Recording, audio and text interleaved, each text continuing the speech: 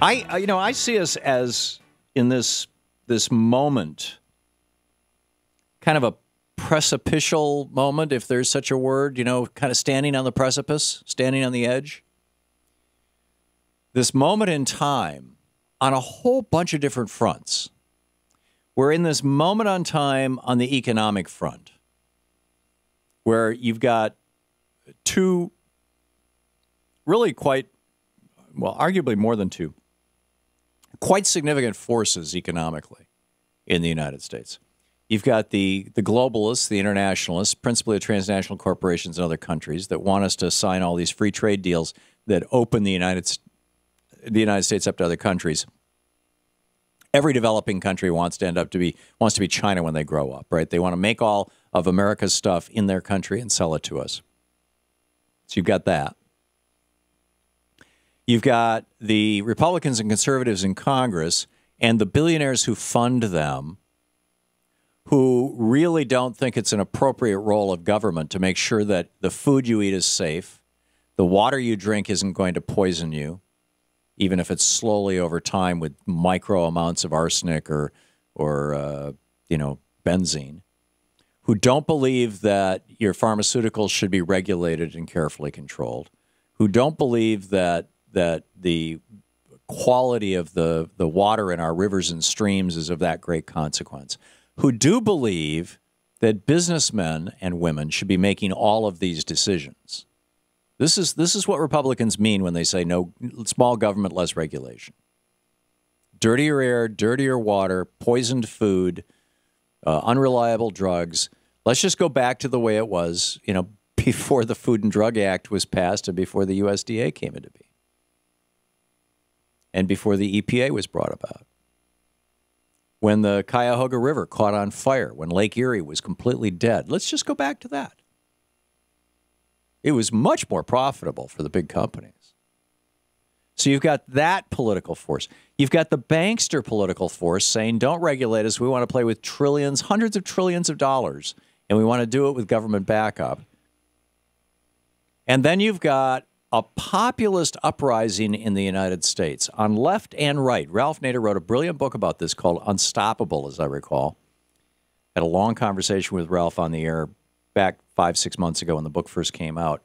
And it was 23 or 27 specific items, much like the conversation I just had with Brent, where, quote, far left people like me, people who just hold the positions that 75 to 90% of Americans hold, strengthen Social Security, give people job protections, bring back pensions, bring back the unions, clean up the air, clean up the water, invest in our infrastructure. Let's go back to tariffs or at least a VAT tax to provide our importers, our exporters rather, with protection for their industries and protect small businesses. Let's break up the big banks. Let's break up the big corporations. Let's enforce the Sherman Act.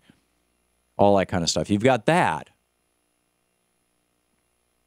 versus, the billionaire class that wants to run everything. And this is no small battle, because not only is this battle, the outcome of this fight, this 34-year Reaganomics fight, not only is it going to determine the quality and nature of life in America, and it already is to a large extent. The middle class is shot. The middle class used to be, union jobs used to represent a third of Americans. A third of Americans had union jobs. They had pensions, they had health care, they had guaranteed vacations. They had a mechanism by which they could challenge their employers, and if they did so, they could not be fired just for challenging their employers. A third of Americans. And one of the things we know about labor that I'm guessing the Koch brothers don't want written into the North Carolina curriculum that they got passed by law is that for every job that in the workplace for which a labor union sets the floor in terms of wages and benefits, there's another job in the private sector that has that same floor because the union creates the competitive environment or influences it. So, our unionization in the United States has gone from over 30% under Reagan to under 10% now. In the private sector, it's under 8%. So what has happened? We've gone from 2/3 of America, 3/4 of America being able to make a good living, a comfortable living, have the American dream. A little higher percentage of that for white America, a little lower percentage of that for black America, but still it's substantial. We've gone from that to only about a third of Americans being able to actually make a living, regardless of race. And again, it's skewed racially. Whites, it's easier. Blacks, it's harder. Other races fall into different, similar categories along the spectrum. But here we are. Here we are with these really significant kind of battles for American soul. Whether it's the economic battle, whether it's the who are we battle. Are we a nation that feeds our children? 1 out of 5 American children goes to bed hungry at least once a year. 3 out of 5 American children live below the poverty level. Are we a country that feeds our children? Apparently not. Republicans just gutted, just ripped another $1 billion out of food stamps. Are we a country that provides health care to our children? Apparently not.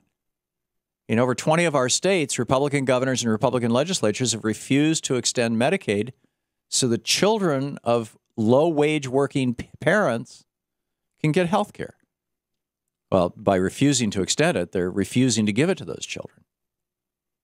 And yet these people run around and say America is a Christian nation. Really? I recall Jesus saying, and I think it was in the Sermon on the Mount, words to the effect of, if you offend a child, you might as well have a stone wrapped, tied around your neck and be thrown into the ocean. I mean, that's how bad it gets. And yet that's the official Republican policy. That's Paul Ryan's policy. Do away with food stamps. Do away with WIC. Do away with all these programs.